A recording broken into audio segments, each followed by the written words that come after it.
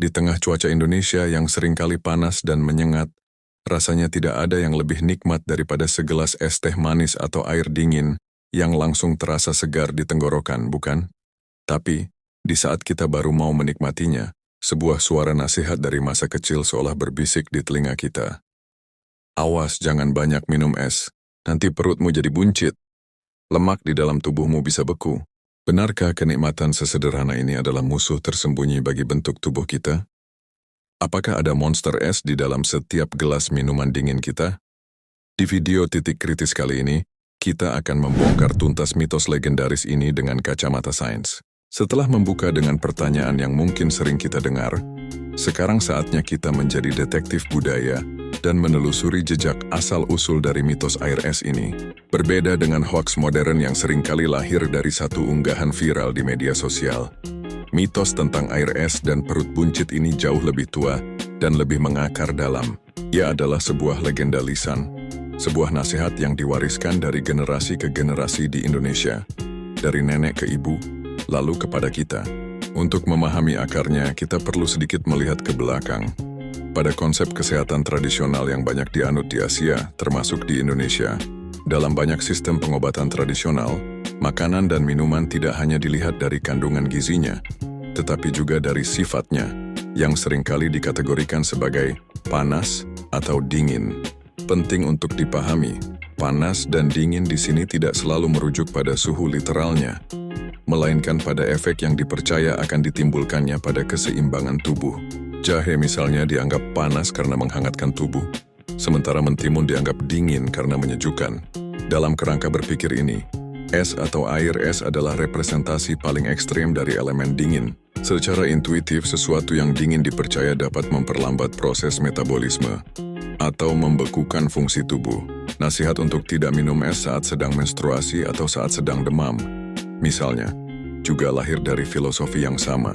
Dari sinilah kemungkinan besar kepercayaan awal itu terbentuk. Jika es bisa membuat segalanya menjadi lambat dan dingin, maka ia pasti juga akan memperlambat proses pencernaan dan menyebabkan makanan, terutama lemak, menjadi sulit diolah dan akhirnya menumpuk di perut. Ini adalah sebuah kepercayaan yang lahir dari kerangka berpikir holistik tentang keseimbangan tubuh. Keyakinan tradisional ini kemudian mendapatkan bukti visual dari sebuah analogi yang sangat sederhana dan akrab, yang bisa kita temukan di dapur kita sendiri. Coba Anda bayangkan semangkuk kuah soto atau gulai yang berlemak. Saat masih panas, lemaknya cair dan menyatu dengan kuah. Tapi apa yang terjadi jika Anda memasukkannya ke dalam kulkas? Lemaknya akan mengeras, menggumpal, dan membentuk lapisan putih di permukaan. Observasi sederhana inilah yang menjadi pilar logika dari mitos ini. Analogi yang terbentuk di benak banyak orang adalah, jika suhu dingin di kulkas saja bisa membuat minyak dan lemak membeku, maka air es yang dingin pasti juga akan melakukan hal yang sama pada lemak di dalam perut kita. Analogi ini sangat kuat karena ia visual, mudah dipahami dan berdasarkan pengalaman sehari-hari. Namun seperti yang akan kita lihat nanti, menerapkan logika kulkas pada sistem biologi tubuh manusia yang sangat kompleks adalah sebuah kesalahan fundamental. Seiring berjalannya waktu, nasihat turun-temurun yang didasari oleh konsep tradisional dan analogi dapur ini bertemu dengan sebuah fenomena modern yang sangat kuat. Kecemasan akan bentuk tubuh. Di era media sosial saat ini, di mana citra perut rata dan tubuh ideal dibombardir setiap hari, perut buncit telah menjadi salah satu masalah penampilan yang paling dikhawatirkan oleh banyak orang, baik pria maupun wanita.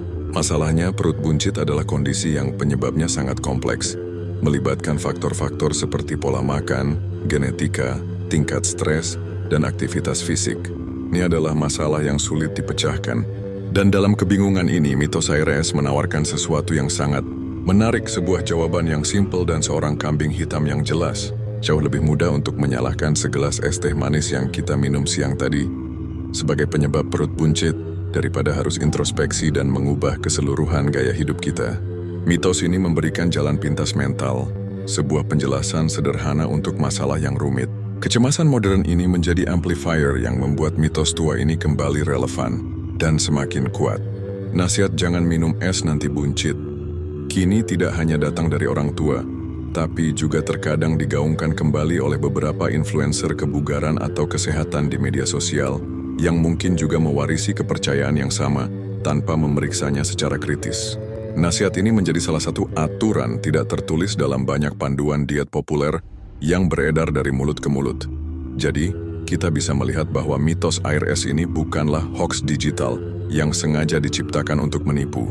Lahir dari konsep kesehatan tradisional tentang keseimbangan panas dingin, diperkuat oleh analogi visual yang keliru dari dapur, dan diberi kehidupan baru oleh kecemasan kolektif kita di era modern akan penampilan.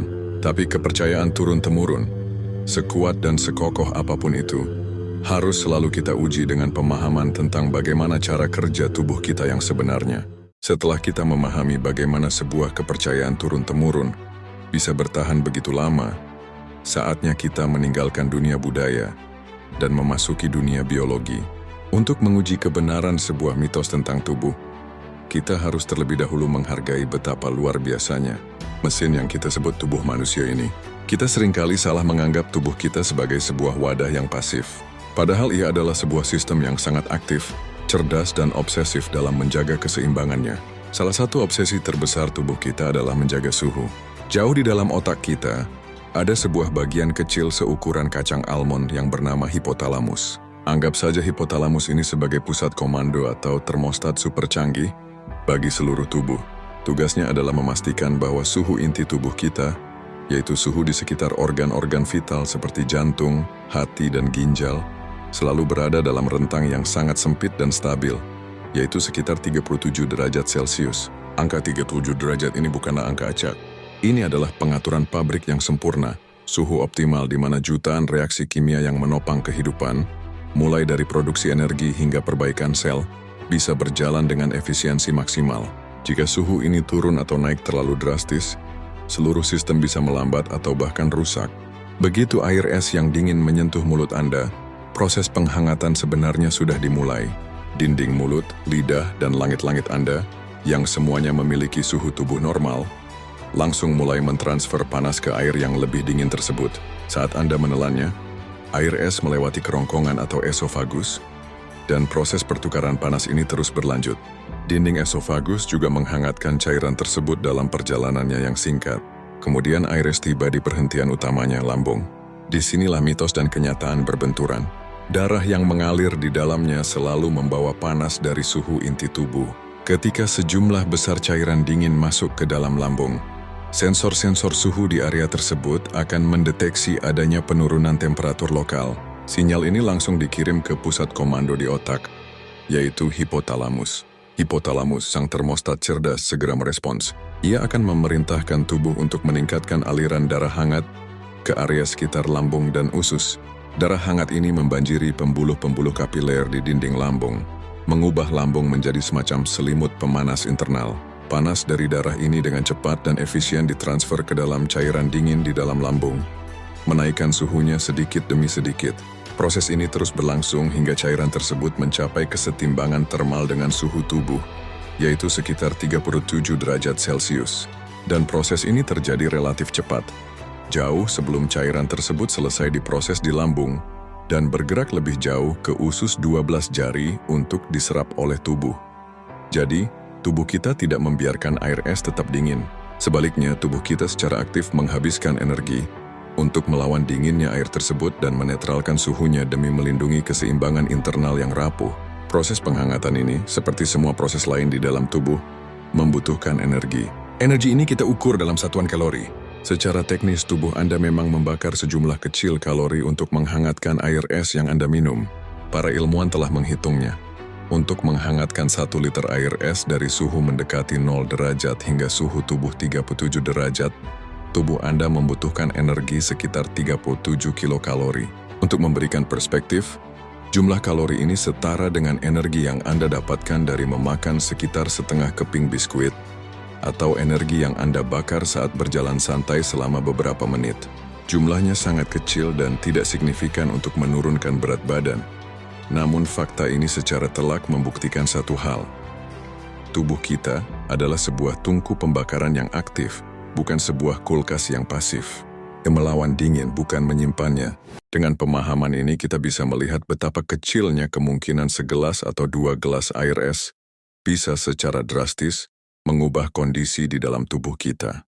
Dampaknya hanya bersifat sementara, sangat terlokalisir di area lambung, dan dengan cepat dinetralkan oleh mekanisme pertahanan suhu kita yang sangat efisien.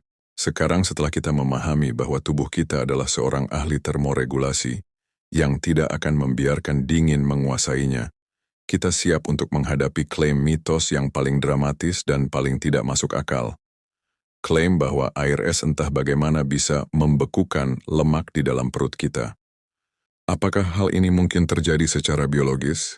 Mari kita bedah klaim tersebut di bagian selanjutnya. Kita sudah memahami dengan jelas bagaimana tubuh kita adalah sebuah mesin termoregulasi yang cerdas. Ia tidak akan membiarkan segelas air es mengganggu suhu inti 37 derajat Celcius yang krusial bagi kehidupan. Dengan berbekal pemahaman ini, kita sekarang siap untuk menghadapi klaim mitos yang paling dramatis, paling visual, dan paling sering memicu ketakutan. Klaim bahwa air es bisa membekukan lemak di dalam perut kita, membuatnya menggumpal, mengeras, dan menjadi sulit untuk dihilangkan. Mari kita bedah klaim ini dari beberapa sudut pandang ilmiah untuk melihat apakah ia bisa bertahan. Pertama, mari kita kembali ke analogi dapur yang menjadi fondasi dari mitos ini. Kita melihat minyak kelapa atau lemak dari kuah gulai mengeras saat dimasukkan ke dalam kulkas. Lalu kita mengasumsikan hal yang sama terjadi di dalam tubuh kita. Kunci kesalahan fundamental dari analogi ini adalah, tubuh manusia bukanlah sebuah kulkas. Sebuah kulkas adalah sistem pendingin pasif. Anda meletakkan sesuatu di dalamnya, dan kulkas akan secara aktif mendinginkannya hingga suhunya turun. Sebaliknya, tubuh kita seperti yang sudah kita bahas adalah sebuah tungku pembakaran atau tungku pemanas yang aktif. Suhu di dalam perut kita secara konstan dipertahankan di angka 37 derajat Celcius. Ketika sesuatu yang dingin masuk, tubuh tidak membiarkannya tetap dingin. Ia justru akan mengeluarkan energi ekstra untuk menghangatkan benda asing tersebut kembali ke suhu normal. Jadi logika pertama dari mitos ini sudah runtuh. Tubuh kita adalah lingkungan yang hangat, bukan lingkungan yang dingin. Kedua, mari kita bicara tentang sains pembekuan itu sendiri. Agar sesuatu bisa membeku, suhunya harus diturunkan hingga mencapai titik bekunya. Titik beku air adalah 0 derajat Celcius. Lemak yang kita temukan di dalam sel-sel lemak tubuh kita, yang secara teknis disebut adiposit, memiliki komposisi kimia yang jauh lebih kompleks daripada air. Penelitian ilmiah menunjukkan bahwa titik beku dari lemak manusia secara umum berada di angka yang jauh di bawah 0 derajat Celcius.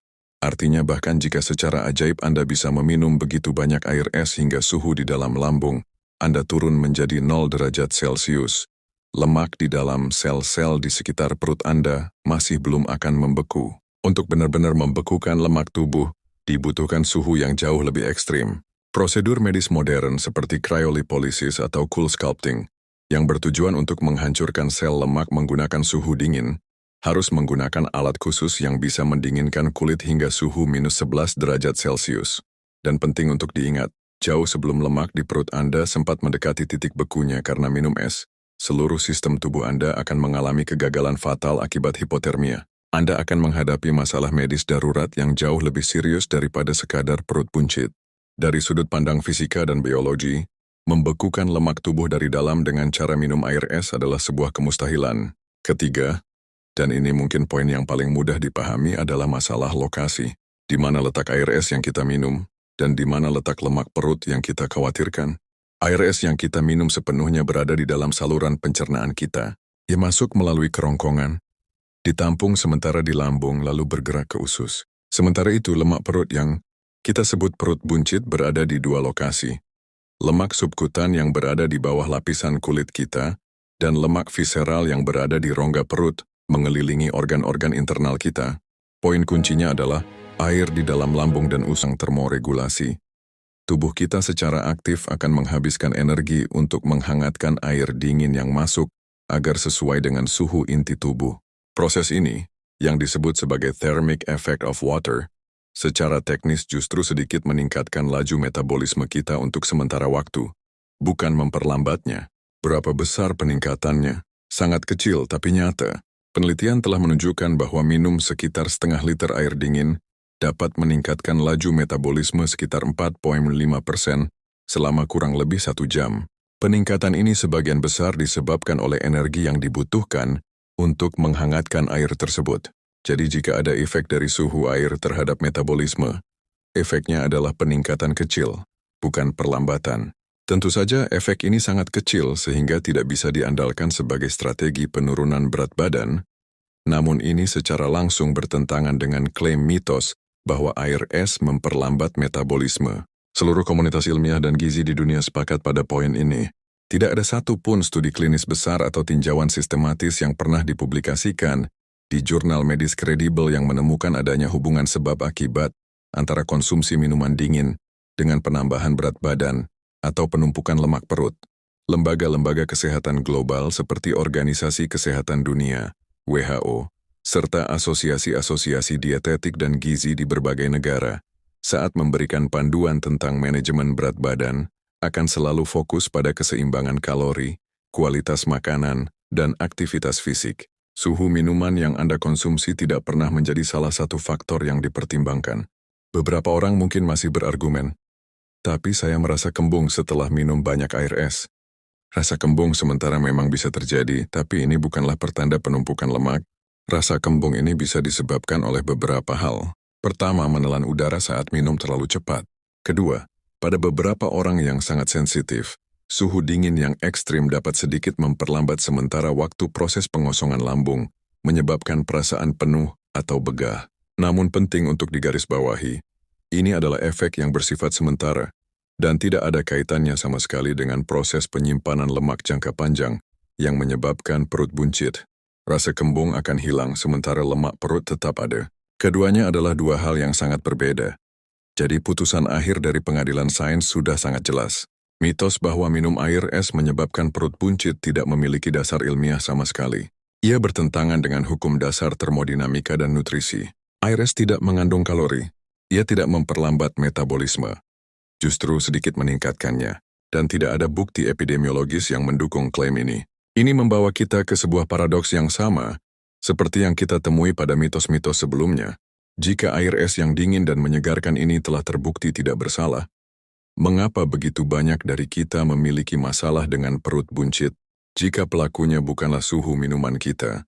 Lalu siapa atau apa yang sebenarnya bertanggung jawab atas lemak yang menumpuk di perut kita? Saatnya kita mengalihkan fokus dari termometer dan mulai melihat ke isi piring dan gelas kita. Kita telah berhasil membebaskan air es dari semua tuduhan. Secara ilmiah, ia tidak membekukan lemak dan tidak menyebabkan perut buncit. Ini mungkin kabar baik, tapi juga meninggalkan kita dengan sebuah pertanyaan besar yang belum terjawab. Jika bukan air es, lalu mengapa begitu banyak dari kita yang berjuang melawan lemak di area perut? Saatnya kita berhenti mencari kambing hitam yang mudah dan mulai menginvestigasi para pelaku yang sesungguhnya. Pelaku-pelaku ini tidak bersembunyi. Mereka ada di piring kita, di gelas kita, dan dalam kebiasaan kita sehari-hari. Mereka adalah fakta nutrisi dan gaya hidup yang sering kita abaikan. Pelaku utama yang pertama, dan mungkin yang paling licik, seringkali datang bersamaan dengan air es itu sendiri. Ya bukanlah suhu dinginnya, melainkan rasa manisnya. Kita berbicara tentang gula. Di Indonesia kita jarang sekali minum air es tawar.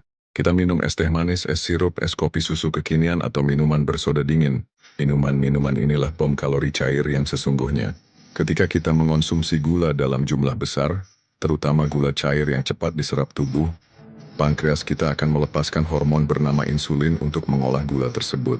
Tugas insulin adalah memasukkan gula dari darah ke dalam sel untuk dijadikan energi. Namun jika asupan gula terlalu banyak dan energi tersebut tidak langsung digunakan, insulin akan memerintahkan tubuh untuk menyimpan kelebihan energi tersebut dalam bentuk yang paling efisien, lemak. Dan salah satu area favorit tubuh untuk menyimpan lemak, terutama yang dipicu oleh gula berlebih, adalah di sekitar perut, dalam bentuk lemak visceral. Jadi yang membuat buncit bukanlah es batunya, melainkan 3, 4, atau 5 sendok gula yang larut di dalamnya. Pelaku kedua adalah banjir karbohidrat olahan. Sebagai masyarakat yang menjadikan nasi sebagai makanan pokok, kita sangat akrab dengan karbohidrat. Namun tidak semua karbohidrat diciptakan sama. Karbohidrat olahan seperti yang ditemukan pada nasi putih, roti tawar putih, mie instan, serta aneka kue dan jajanan pasar, memiliki dampak yang mirip seperti gula pada tubuh kita. Mereka dicerna dengan sangat cepat, menyebabkan lonjakan gula darah dan insulin yang drastis, yang lagi-lagi akan memicu mode penyimpanan lemak jika dikonsumsi berlebihan dan tanpa diimbangi aktivitas. Pelaku ketiga adalah jenis lemak yang salah. Tubuh kita membutuhkan lemak untuk berfungsi. Tapi jenis lemak sangatlah menentukan. Lemak trans yang banyak ditemukan pada makanan yang digoreng berulang kali, margarin dan makanan olahan, serta asupan lemak jenuh yang berlebihan, secara langsung terbukti dalam penelitian berkontribusi pada penumpukan lemak, khususnya lemak visceral di perut, dan meningkatkan risiko peradangan dalam tubuh. Coba kita pikirkan makanan pendamping es teh manis kita. Aneka gorengan, kombinasi minuman tinggi gula dan makanan tinggi lemak tidak sehat, adalah resep yang sempurna untuk menciptakan perut buncit. Tentu saja, makanan bukanlah satu-satunya faktor. Pelaku keempat adalah sesuatu yang tidak kita masukkan ke dalam tubuh, melainkan sesuatu yang tidak kita lakukan dengan tubuh kita.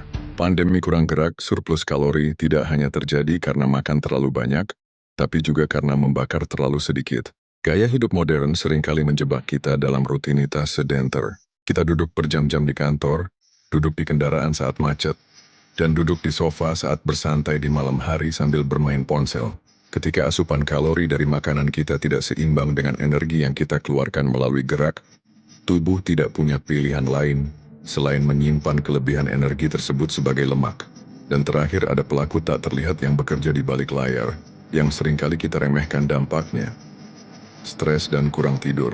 Ketika kita mengalami stres kronis atau kurang tidur secara terus-menerus, tubuh kita akan memproduksi lebih banyak hormon stres yang disebut kortisol.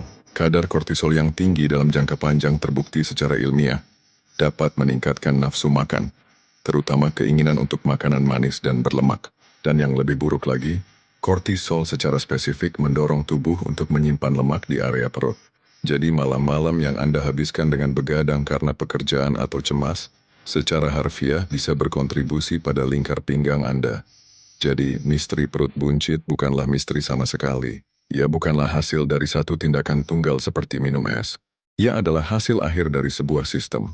Sebuah badai sempurna dari kelebihan gula, karbohidrat olahan, lemak yang salah, kurangnya aktivitas fisik, serta stres, dan kurang tidur. Dengan pengetahuan tentang siapa saja pelaku yang sebenarnya ini, kita akhirnya siap untuk menarik sebuah kesimpulan final dan merumuskan strategi yang benar-benar berhasil untuk mencapai kesehatan yang lebih baik, bukan yang hanya berdasarkan mitos. Jadi setelah melakukan perjalanan panjang dari nasihat turun-temurun hingga ke data ilmiah modern, apa kesimpulan akhir kita dalam kasus air es melawan perut buncit? Kita telah melihat bagaimana mitos ini lahir dari konsep kesehatan tradisional dan diperkuat oleh analogi dapur yang keliru. Kita sudah memahami bahwa tubuh kita adalah sebuah mesin termoregulasi yang cerdas, sebuah tungku pembakaran aktif yang tidak akan membiarkan segelas air dingin mengacaukan suhu intinya. Kita juga telah membuktikan bahwa klaim tentang membekukan lemak adalah sebuah kemustahilan secara biologis. Dan yang terpenting, kita telah mendengar putusan sains yang jelas. Tidak ada bukti yang menghubungkan suhu air yang kita minum dengan penumpukan lemak di perut. Pelaku sebenarnya dari perut buncit bukanlah sesuatu yang misterius, melainkan kombinasi dari faktor-faktor gaya hidup yang sangat nyata. Dari kelebihan gula dalam minuman kita, banjir karbohidrat olahan, asupan lemak yang salah, hingga kurangnya aktivitas fisik, stres, dan kurang tidur. Ini membawa kita pada sebuah kesimpulan yang memberdayakan. Musuh sebenarnya bukanlah es batu di dalam gelas Anda, melainkan gula yang mungkin larut bersamanya, dan kebiasaan-kebiasaan lain yang seringkali kita abaikan. Berhentilah mengkhawatirkan suhu minuman Anda, dan mulailah memperhatikan apa yang sebenarnya terkandung di dalamnya. Pesan utamanya adalah untuk mengalihkan fokus kita. Daripada terjebak dalam mitos yang tidak berdasar, mari kita fokus pada perubahan nyata yang benar-benar berdampak. Mengurangi minuman manis, memilih makanan yang lebih utuh, lebih banyak bergerak, dan mengelola stres. Nikmati kesegaran minuman dingin Anda tanpa rasa bersalah, namun tetaplah bijak. Mitos air es ini adalah salah satu dari banyak sekali nasihat kesehatan turun-temurun yang kita terima. Saya yakin, Anda pun pasti pernah mendengar yang lainnya. Nasihat kesehatan apa dari orang tua atau kakek nenek yang paling melekat di ingatan Anda dan selalu membuat Anda bertanya-tanya tentang kebenarannya? Apakah tentang tidak boleh makan sambil tidur?